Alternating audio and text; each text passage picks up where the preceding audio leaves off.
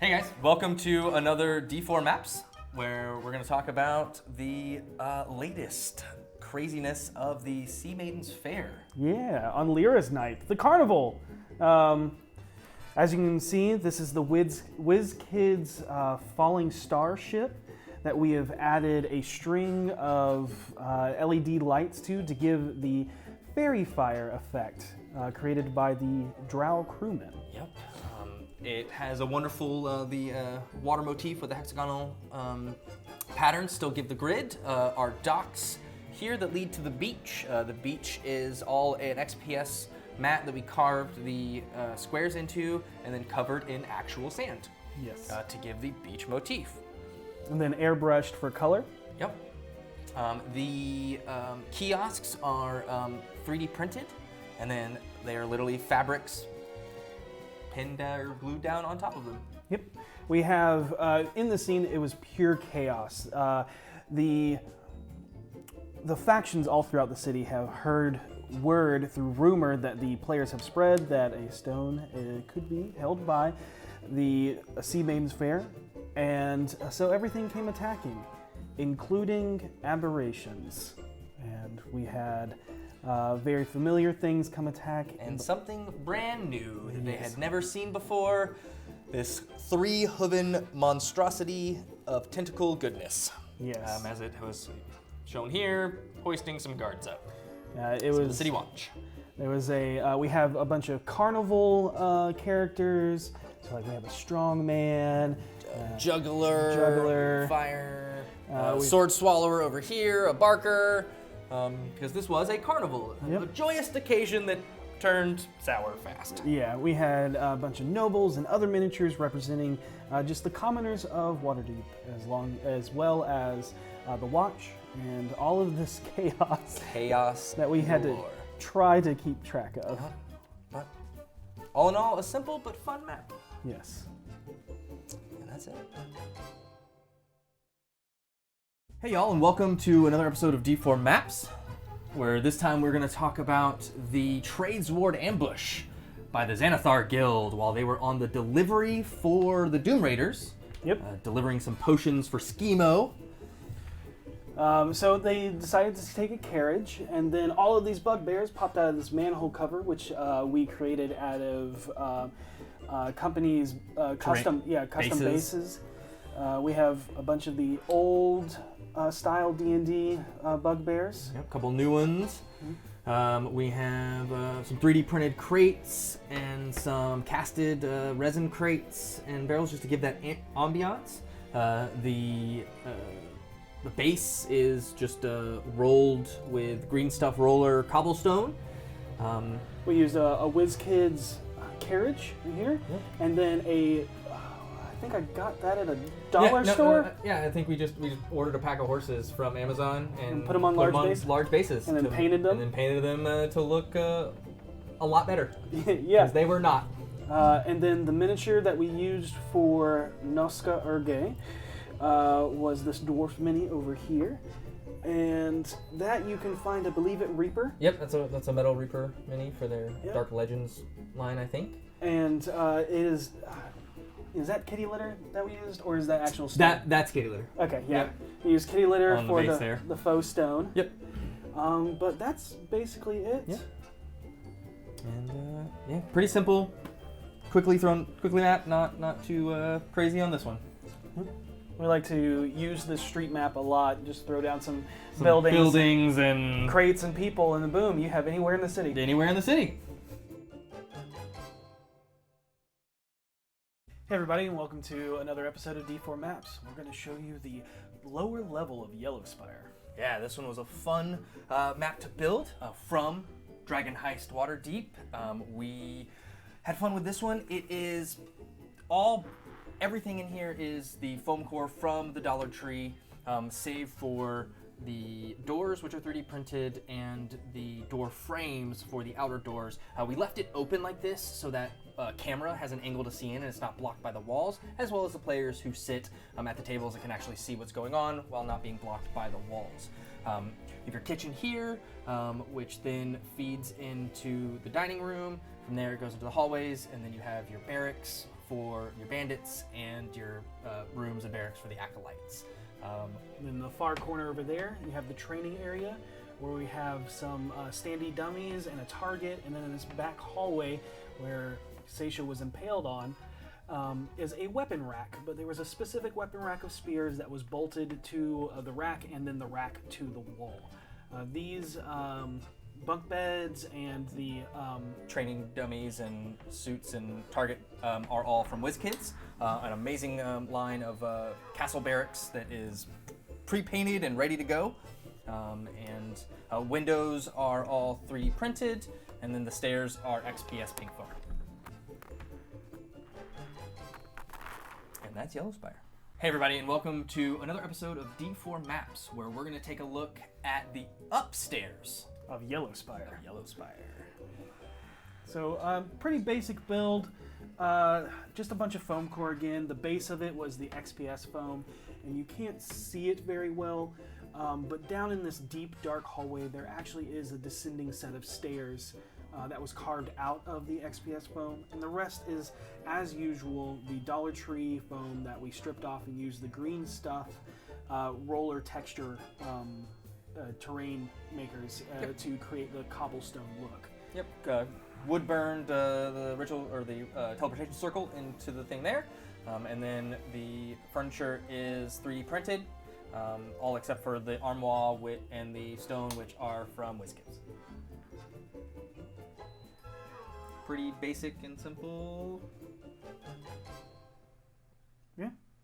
Hey everyone, and welcome to D4 Maps Home Edition. Yes, we're going to show you the Winter Wolves and Ice Troll map on the Doggo Book 2 D&D Damsel in Distress. Yeah, so this one was a really fun build. Fairly simple as far as builds go. If you can see here that the whole thing is made from XPS foam, 1 inch thick XPS foam. We had fun with it by taking a 5-pound dumbbell. It was either 5 or 10 pound solid metal, no rubber encased or anything like that, but solid metal dumbbell, and dropped it onto it and hammered it and all sorts of other craziness to get the really cool cracks and ice texture into the, the terrain itself. Yep. And then the snow over here that's representing the avalanche that they had to crawl over is just pure white sand. Yep. And we weren't sure if it was going to look like snow, and we did a test, and hey, it looked like snow. Looks like snow, so we went with it. The campfire here is portable. We can pick it up and move it around. It is actually like multicolored gemstones, like rock stones that are have different things that we just based with Chaos Black. And then I took some wood dowels and sticks and stuff and actually burnt them to give them a charred look. And then we covered them in snow. Yeah, covered them in the sand for snow because it had been sitting in a snowstorm. We got some minis from old D&D games, the Dire Wolves, and then the more recent Dire Wolf acting as our Winter Wolf stand-ins. Winter Wolves. We have some really nice eviscerated bodies. It was really fun painting those. That we found on Amazon. The first time these showed up was in the warehouse map. Yeah, with the Kinku. With the Kinku, way back in episode 2. Yeah. The trees are from Christmas time at Dollar Tree. Yep. They came pre-flocked with all of the snow and stuff on it. It looks like plaster. Real cheap, real easy to use. The layers of paint that we did is we did a Mod Podge of a dark blue and then brushed that over with a lighter aquamarine. And then just layers of white. Layers of white. Yeah. Dry brushing is the technique to go. And that's pretty much it. Yeah. Also, none of the trees were glued down so that we could do this. Hey everybody, and welcome to D4 Maps. Today we're going to talk about the gas station where they found an NPC named Wanago as he was being run down by a bunch of yellows. We've condensed this map down only to show what we made and what we contributed, as the other building was one that we borrowed from a local game store. So one of the main pieces that we did with this and what made us decide to go with a gas station is WizKids gas station accessories. Yep. Which came with the gas station sign, the gas station pumps, the ice maker, the Coke machine, and the propane tank, as well as the tire stacks. Tires, barrels. Even an air pump station. Yep. And then we took that and we built a condemned, falling apart in the middle of a dystopian world gas station. Yep. Again, just made out of foam core from any dollar store that you can find. You want the really cheap stuff so that the paper peels off nicely. Yep. And then we just kind of tore it apart, and this broken piece right here is from the collapsed roof, and gridded it and painted it, and that's pretty much it. We did in the map on the episode, a lot of Spanish moss and other moss was used to kind of just give that desolate look. Yeah, the overgrowth of nature overtaking the city once again. Yep. And that was used to not only help fill that in, but also used to hide the newness of the other building that we used in that map. Yeah, since we weren't allowed to repaint it, so we just kind of hit it with the overgrowth. Yep. And it looked great. It did. You can get that Spanish moss from basically any craft store. Yep. And then sometimes at dollar stores, depending. Yeah, but it's actually a fairly simple map. It is Bailey, just you got to figure out your basic shape of it and then where you want your damage to be, and that's pretty much it. Yeah, pretty simple map. Again, all inspired by the WizKids gas station. Yep, 100%. We saw it and we were like, done. We're gonna make a map. Yep, we're gonna make a gas station. Other than that, it was just a bunch of dry brushing of browns for the basic layout, and then a dry brushing of gray for the road, and taped off the center for the yellow line. Yeah, that's it. We kept it simple. We wanted it to be fairly simple and interchangeable, giving us a street base map that we can add a couple stuff here and there on. We're not going to do a tour of the church because that's a 40K line. We didn't make that. Yeah, it was all done with 40K modular terrain. Yeah. But we used the same base map and just used that along with the Spanish moss. And this base is just one of the 24 by 24 squares of pink insulation housing foam that you can find at any Home Depot or Lowe's hardware store. And again, the miniatures are from the Dungeons and Doggies line from Steamforged Games. Yep, sculpted by Russ Charles. And painted by Babs the Bat. Yep, our wonderful in-house painter. Yes. And that's the gas station. We'll see you next time. Hey everybody, and welcome to D4 Maps. Today, it's been a while, but we are, are we coming back with a bang? This is the lab, the yellow room, if you will, from the post-apocalyptic dystopian dog world, where our players went into a book, turned into dogs, and they thought it was going to be all fun times and everything, but then they soon realized, oh no, this is a world overrun by rabid animals that we call yellers. And this is the final battle, and where they learn about the history of the world and how it all came together. But let's talk about how we made the map. Yep.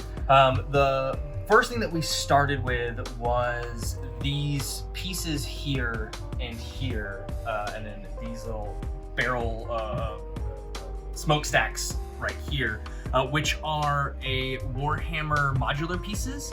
And we had those, and we kind of built everything around that with the yellow scheme of that.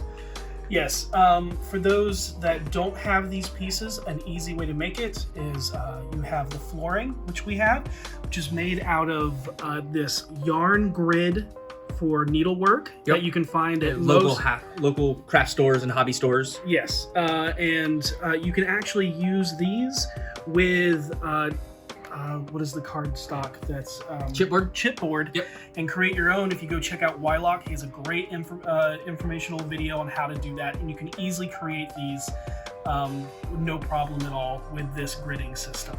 If you also look at the floor, there's this factory flooring right here, which is the underside of another locking mechanism of 3D printed tiles. We love the look of it. The underside, I think, is like tavern flooring. Yeah. But this underside had such a great industrial feel that we were like, oh, we have to use that. Yes. The webbing on the walls is actually saran wrap. And we layered it 4 times on top of itself. Then we used a heat gun. You can also use a hair dryer on its highest setting. It will shrink it and cause these holes to form. And then you can take a lighter and create more of that burnt effect and bigger holes and variations and stuff like that. We advise using it in a open setting, high ventilation, things like that, or wearing a mask. You are melting plastic. And then we just painted it with a yellow glaze, and that's really how we got this effect. I learned it when I was working on Stranger Things. Yep. So, the portal itself, we 3D printed the base of the portal. The glowing light is a tea light candle that we gutted and used just the battery and the light source from to give that flicker effect. And really, it's just there to give ambient light to the portal itself, so it's not lost in shadow. Yep. It's the only reason it's there. The other pieces, such as the generators here, which we used as cryo tanks, and then the actual generator itself is all 3D printed. So is this custom creature right here, this one, which was an amalgamation of all of the bodies that were left behind that something infected and then caused it to congeal into this monstrous thing. We also have some other really cool Lucoa demons miniatures. Yep. From WizKids, from one of their Pathfinder lines, which fit the world so perfectly, so we definitely wanted to use those. We even have these like med-based scanners here, and then like this computer system over here. Again, 3D printed. You can find it in most modular types of things. From 40K probably has something that's similar. Comparable. Yep. But other than that, I think that's really all we have for this map. We have some, I don't know where they're from, but they're old. They're also old WizKids, I think. I think they're WizKids, yeah. This was back in the early 2000s. WizKids may not have started that, but I think it's WizKids. But early 2000s, Star Wars had a miniatures line, and these are the Bacta tanks from that miniatures line. We also have some doggos right here, and those are the characters if they jumped into the book. Yep, that is the BFGs. And those are from the Dungeons and Doggies line from Steamforge Games. Yep, sculpted by Russ Charles. Yes. Painted by Ashley. Babs the Bat, who actually was one of our doggos. Yeah, played Fetch. Yep. And I think that's it. Yeah. And see you next time. Hey everybody, and welcome to D4 Maps. This week, we're going to be talking about the Temple of Gond at the House of Inspired Hands and Twiggy's lab. Yes, Twiggy is our techsmith, which is the head priest of Gond. And if you look at the map, it's a little different than what you're used to seeing, as this is WizKids Warlock tiles. All of them. Yep. Except for the street. Except for the street. WizKids was graciously kind enough to send us over a couple sample sets, and we wanted to play with it. We hadn't had a chance to play with their module tiles, and it was so much fun.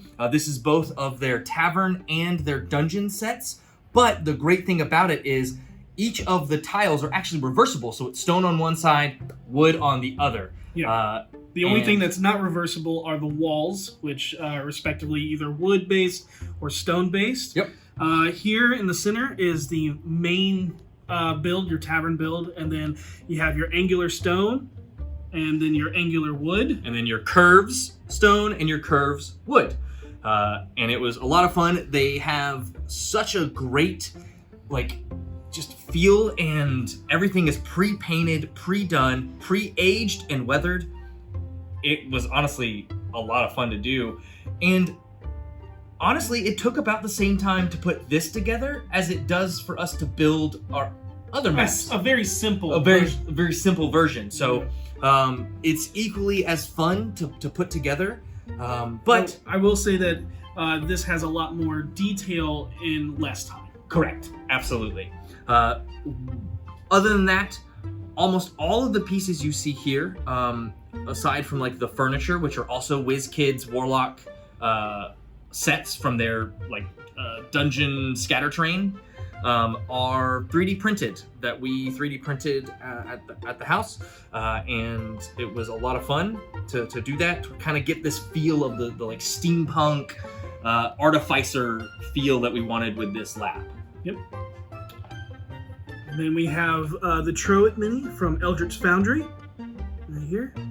And Troit was the NPC created by all of our fans during our first Q&A. Yep, it was a fan-made NPC, which was a lot of fun. So all of it, their quirks and their personality was all done by the fans. But this is Twiggy's lab in the... I highly recommend go picking up your own Warlock tiles today. Yeah, absolutely. And we'll see you next time. Hey everybody, and welcome to D4 Maps. Yes, today we're going to show you the Blood and Fortune Pits in the Xanathar layer. Yeah. Probably one of my favorite maps we've built in a long time. Probably the coolest map we've built in a long time. It was a lot of fun. I don't know if it was a lot of fun. It's really cool. It's really interesting. I had fun. Yeah. So this was where they fought in the arena, like gladiatorial style. So we wanted to build a more like sunken gladiatorial ring. And we have your audience up top here. See, yeah.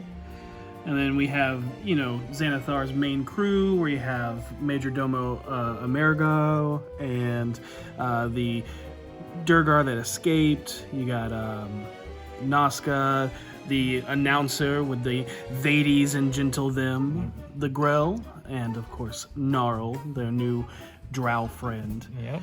But that's not the fun part of this map. No. So as we go down, you have the doorway where the giant monsters would come out of, and this was a solid piece of thin wood that we got at the dollar store. Mm-hmm. Some popsicle sticks, coffee stirrers on the edges, an actual washer, and some chain we had laying around that we aged and did.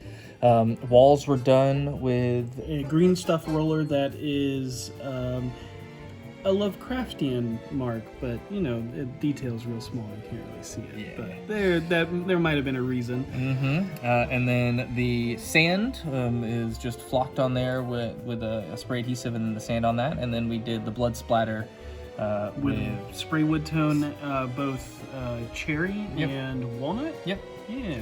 To give that aged and fresh, bloody look. But I think my favorite part of this map is the hidden surprises. The layer actions. So built-in magnets here. Yep. Swoop. As we have Multiple we have pits. our pit traps. That We're gonna. These that we're showing you right now were only like 10 feet deep, but they had nasty spikes at the bottom that we did with toothpicks. Yep. And then we had the actual pit traps that went 30 feet deep Yes. that they fell into. But were illusioned to be darkened, so you did not know the depth of them. Yes. And then my favorite, let's see if this thing is gonna be. This one's always a little tricky. Yep. With the acidic oil. And we wanted acid damage because we haven't really hit them with acid damage a lot. Yeah. We also wanted oil because one of the other layer actions is a wall of fire. And if you're covered in oil, And you're gonna go up real fast. yeah, it's a lot of fun. Yeah. And then another thing that we had were these Bones of the Earth spell that created pillars and walls that we were able to create a maze. Obviously not when the Pits are open. But we just put them out randomly and created a maze so people could hide behind them, so monsters could disappear from sight and be out of spell range, and All that fun stuff. This was multi-layer build. We obviously had to start from the very, very bottom and build our way up, as we had to map this out perfectly. So we started with just a foam core base and then built the XPS quarter inch or half inch, half inch from there, which had the pits and trench. This was full inch. The half inch is the walls. Right. And then the top layer was done with chipboard, so that way it still had the structural support from when we, put the pit traps on top of it. But as you noticed earlier in the video, we were able to pull it out with a basically a mag-light magnet. Yep. And that is because if you look Here, there are magnets set into here that are covered up by the sand and foam, but it is still strong enough to pull them out of the insets. Yep. Labeled and whoop. Oh, we should have done that once. Just had everything ruined. Everything just ruined. That's why we can't have nice things. I know. And last but not least, is that. And that is the Pits of Blood and Fortune. Yeah. That's now ruined and destroyed. Yep. But yeah, this was a really fun map to make, but I don't want to make it again. No. One and done. One and done? Yeah. Hey everybody, and welcome to D4 Maps. Yes, we're going to show you the Field Ward map where they fought one of the Harrow Dust dealers. Yeah. This one was when they were investigating the Harrow Dust and in the Field Ward looking to see if they can find any. They came across it. He summoned an aberrant spirit, and they ended up fighting that.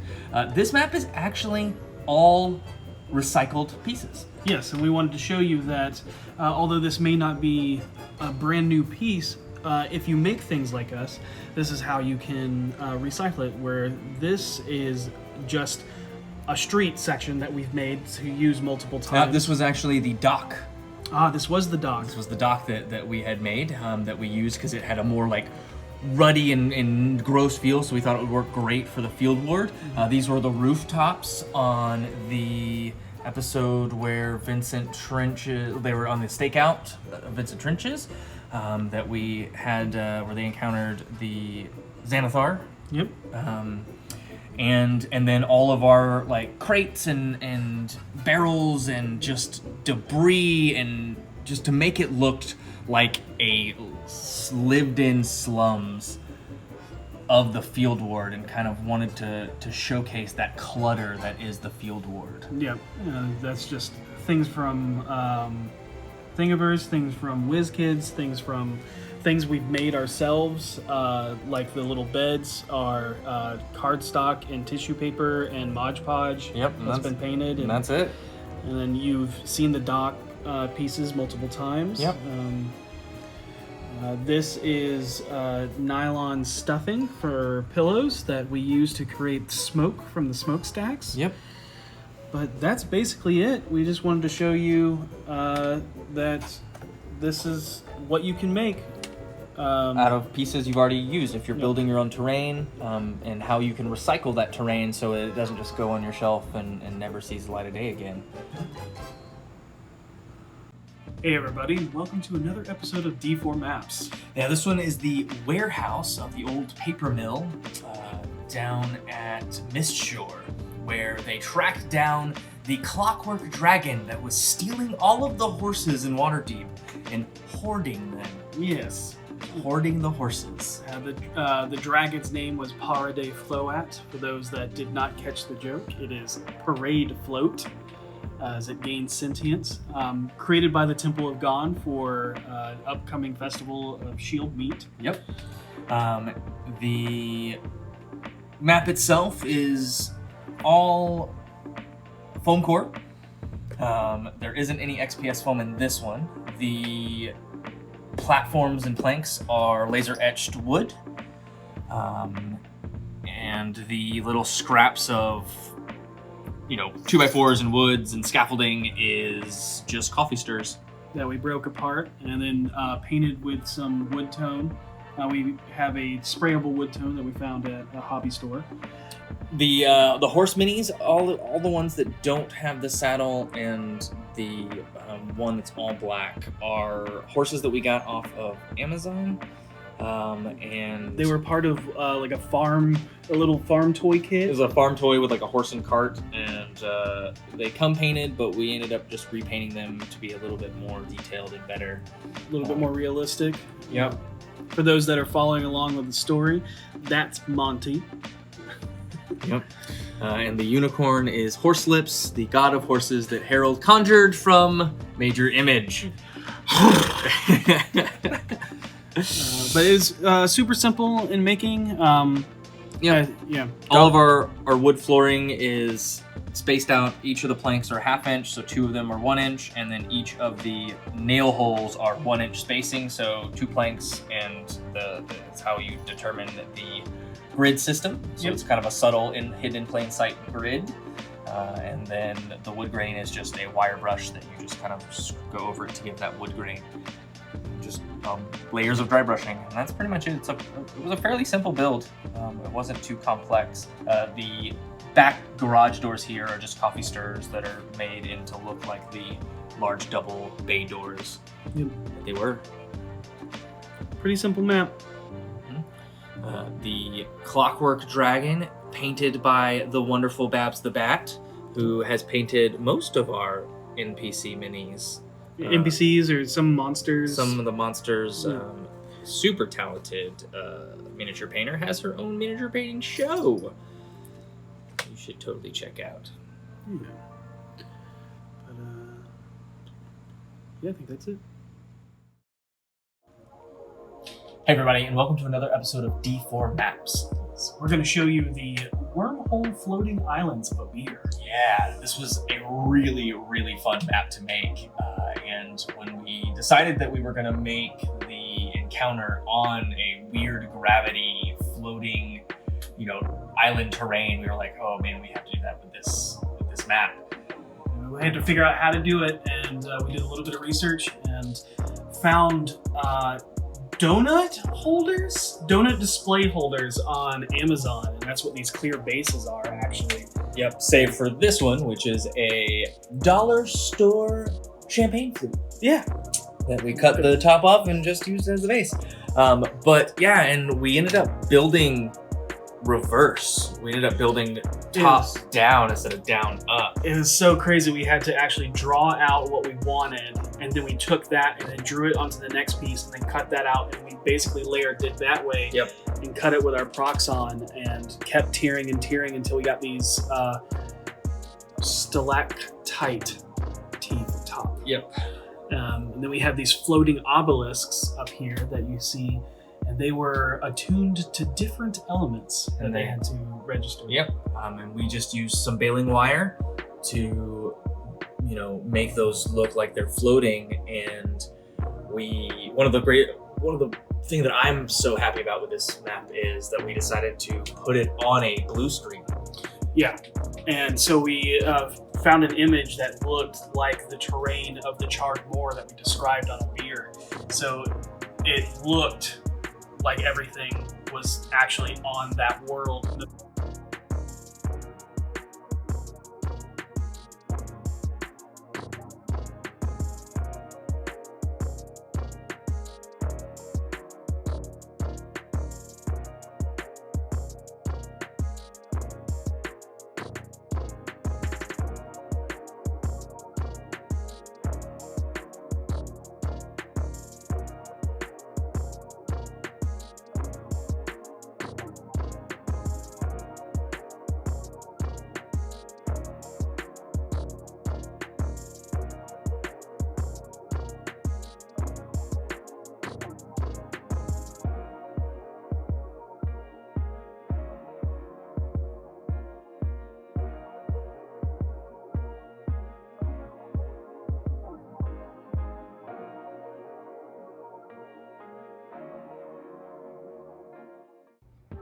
Hey everybody, welcome to D4 Maps.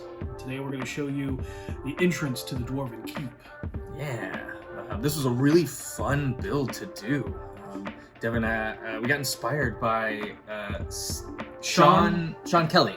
Did a dwarven reliquary similar to the style, and we just love the concept. And Devin pulled that up and was like, let's do something like this. And I was like, are you sure? Because that's a lot, and it actually wasn't that bad. It was a pretty fun build. It's been really nice to get away from the cityscapes and into the more natural terrain and like more fantasy realm of D&D. Yeah. But this one here, we started with similar to the ice and snow mountains with the glaciers here. Again, where we smashed it with a 10-pound weight, giving it these cool craters that you can see, and then when you shadow that in the dry brushing, it makes it look like broken ice. Most of this is XPS foam. So these were made out of chunks that we just sliced apart with large box cutter knives, and then actually took a lighter to it to soften the edges to give it a more ice-like look instead of a rocky terrain. Everything else is this is the cheap Dollar Tree foam core, and then this is just hot glue. Yep. That we put on wax paper, and then peeled it off, and then painted. We wish we could have backlit it. Yeah, we probably could have had we not been trapped in a quarantine pandemic and able to get the supplies quickly. But it was a lot of fun. The water is all hot glue as well. Just layers and layers and layers of hot glue, and then tinted with a blue acrylic, and then dry brushed with a bit of white to give that water-like look. The pillars here are all XPS foam. The posts are actually like Dollar Tree mini Jenga blocks cut in half. Yep. Most of this map is all Dollar Tree or bits of XPS foam, which a 4x8 foot piece of it is like $10. Yeah, and then back there, as she's looking back there, the door is the thin foam, but lined with chipboard. Yep. That we cut out. And yeah, just to give that door big entrance that these big giant mech suits can get through. The steam created from the lava pouring into the ice cold water that is melting the ice away is done with just nylon stuffing that we picked apart and hot glued down. Something that was an accident, and a happy accident, I'm glad they fit, is that these fit right into these little cubby holes created by the steps and the pillars and the lava flow. Perfectly. It was planned the entire time. We meant it that way. It's definitely not a happy accident. Something that was also really fun to figure out during the fight is the players could not flank these things because they would either be standing in lava or standing in the water, which they would not be able to attack.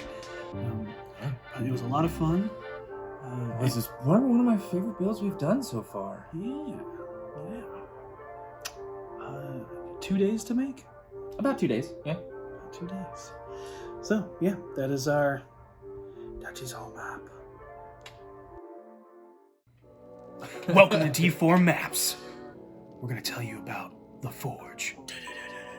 Also, being at home, they are starting to get to us. We're a little stir crazy. Anyways, welcome to D4 Maps. This is the Forge, Gil's Forge to be exact. Gil the Rimaraz. Yes, modeled after Gil Ramirez. Many of you might know him from as the Forge master that created the handmade metal D20 with the fuck on the end of it. Yeah. The infamous "Don't fuck me, Gil." Yeah. So we're gonna move Gil to the side here and get a look at this incredible forge. One of the cool things that about the forge is that this actually pops out here and allows us to. This is a WizKids forge piece from one of their lines. Pop it back in, and it actually glows and fades in and out as if it is being heated. And we modeled, we put the forge in the mouth to make it look like a screaming dwarf in the Moradin forge. The anvil was crafted from foam core from Dollar Tree, and then the bench and tool set is also, I think, from the same set as the forge. Yep. Yep. And then all of the walkway and pathways is XPS foam. The walls are XPS foam. The lava is hot glue and then airbrushed for that nice gradient lava effect. Doors are WizKids. And so is the entrance door. But yeah, this was a fun one to build. The airbrushing gave a nice like glowing effect to the rocks from the.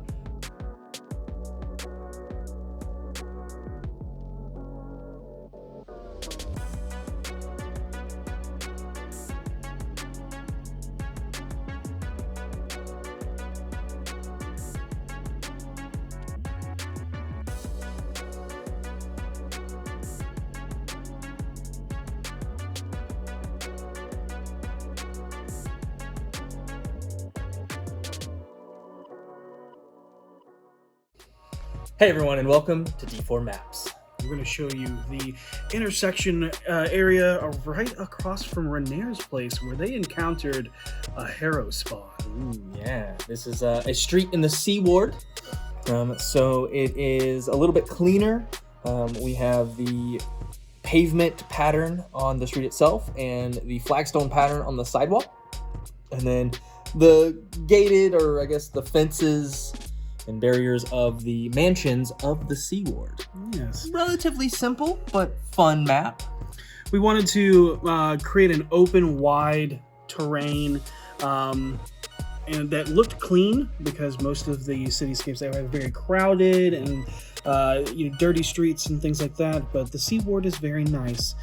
We wanted to make all of the properties look different, so we changed the colors of the fences and the different type of flora and landscaping that they might have.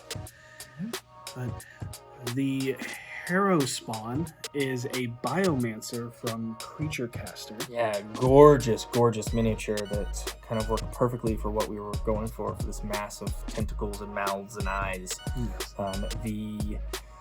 The bushes on the That's Renair's place. fence over by Renair's are from the dollar store, from Dollar Tree. They're mossy stones. Mossy stones, yep. Grass is just flocking from, I think, Citadel. Yes. I think it's Citadel flocking. Trees are from Amazon. You get like a pack for $5. You get like 20 trees. And then this little statue is from WizKids Cemetery, and we converted it into a water fountain by making a foam core circle out of the stuff you can get from Dollar Tree, and then filled it with a resin that we tinted blue. Yeah. Gave us the water that we wanted. Yeah, we made this a long time ago before doing things with hot glue. And that's why there is some warping to it, because resin gets hot. Very hot. And Very warps hot. the foam. That was in our early days when we were still learning. Yeah. How to do stuff. That was actually we made that for the pirate hanging map from the Extra Life game. Our first ever stream. Yes. So long ago. But yeah, this is it.